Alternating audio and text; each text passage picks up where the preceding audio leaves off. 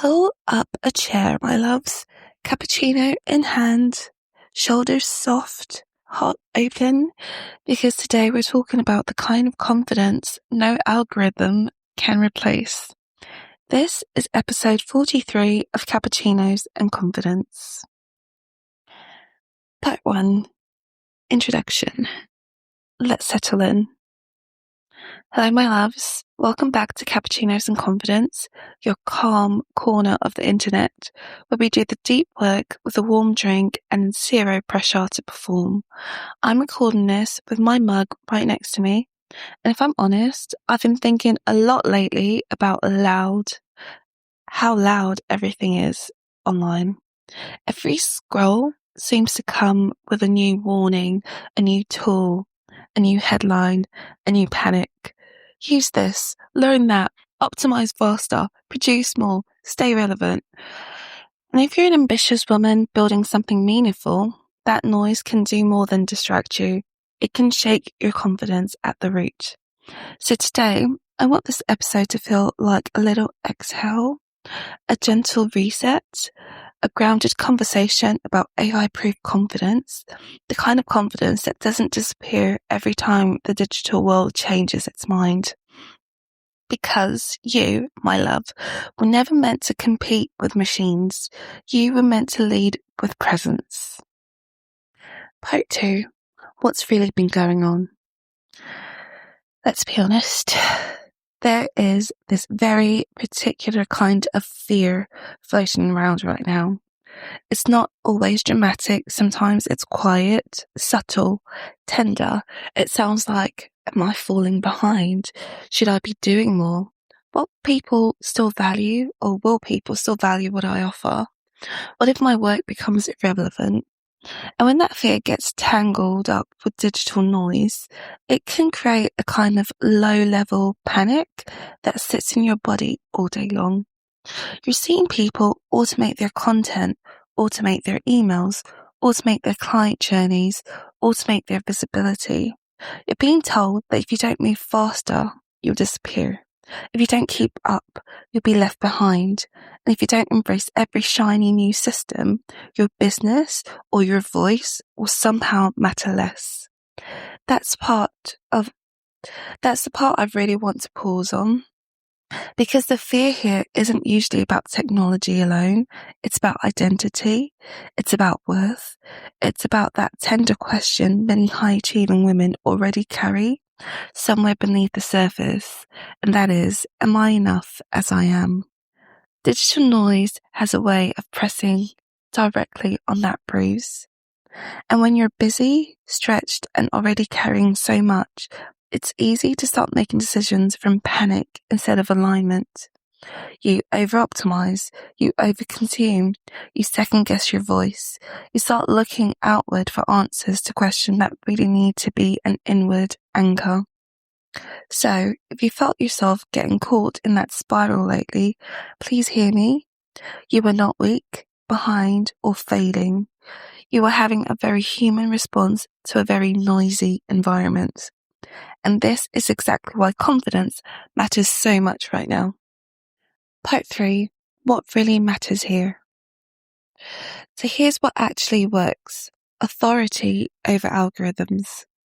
Not because tools are useless, not because automation is evil. I'm not anti-AI, my loves. I'm anti-anything that disconnects you from yourself. The women who will feel most grounded in this season are not the ones chasing every digital shift with panic in their chest. They are the ones rooted in their own authority. And authority in this context is not about being the loudest person in the room. It's not about sounding polished or having the perfect framework. It's about being deeply anchored in who you are, what you know, what you've lived, and how you make people feel. Algorithms can identify patterns. They can predict behavior. They can help you generate ideas, but they cannot replace your intuition, your lived experience, your emotional intelligence, your discernment, your human presence. They cannot tell your story with earned wisdom. They cannot sit with someone in a tender moment and make them feel safe. They cannot hold nuance the way a grounded human can. They cannot replicate the quiet authority that comes from a woman who knows herself. That is your edge. Your intuition helps you sense what is aligned, even when it doesn't look trendy on paper. Your lived experience gives context, depth, and meaning to your work. Your human presence creates trust, and trust is becoming more valuable, not less. So, if you've been asking, how do I stay relevant? I want to gently reframe the question. Ask instead, how do I stay connected to myself? How do I lead with clarity instead of panic? How do I use tools without outsourcing my voice? How do I become more human, not more performative? Because as the digital world gets more automated, presence becomes power. And when you trust yourself, you stop using speed as proof of value. You stop letting noise decide who you need to be. You stop confusing visibility with self-abandonment. That's AI-proof confidence. Part 4. What this looked like for Lola. Let me show you what this can look like in real life. I once worked with a client. I'll call her Lola. Brilliant woman, strategic, thoughtful, capable, and very, very good at getting things done. On paper, everything in her business looked polished. She had the systems, the templates, the automated flows, the content support, the efficiency. But underneath all of that, she felt disconnected. She said to me, quote, "I'm doing everything right, but I don't feel like any of it sounds like me anymore." End quote. That sentence stayed with me because I think so many women are quietly feeling versions of the same thing. Lola hadn't built a bad business. She just drifted too far into optimization without enough space for herself to remain present inside it. And the deeper truth, she was afraid of falling behind, afraid of not keeping up, afraid that if she slowed down or softened her approach, she'd become less relevant. So we stripped it back. Instead of asking what systems you need next, we asked, where do you feel most like yourself? Where are you hiding behind polish? What part of your client experience wants more humanity? What would trust look like here? We realized she'd been using automation as armor. Not intentionally, not maliciously, just protectively. So we chose one simple shift. She would personally welcome every new client with a short voice note. No script, no overthinking, just her voice, her warmth, her presence. And that one tiny, honest step changed everything. Clients replied saying things like, I already feel safe here. This made me feel so seen. I can tell this is going to be different. Nothing about that was complicated. It wasn't glamorous. It didn't require a new app or a bigger funnel because it reconnected her to the heart of her work. That's what I mean when I say presence is power. Lola didn't become more effective because she automated less across the board. She became more effective because she became more human in the places that mattered most. And in the process, her confidence came back, not because the internet got quieter, but because she stopped abandoning herself to keep up with it. Part 5. Bringing it all together. So, as we land this conversation, loves, here's what I really want you to remember. Yes, the digital world is moving quickly. Yes, AI is changing how people work, create, market, and grow.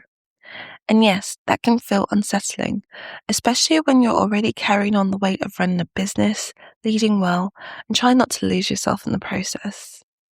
But the answer is not to panic, and it's not to shape-shift yourself into someone more polished, more robotic, or more performative just to keep up.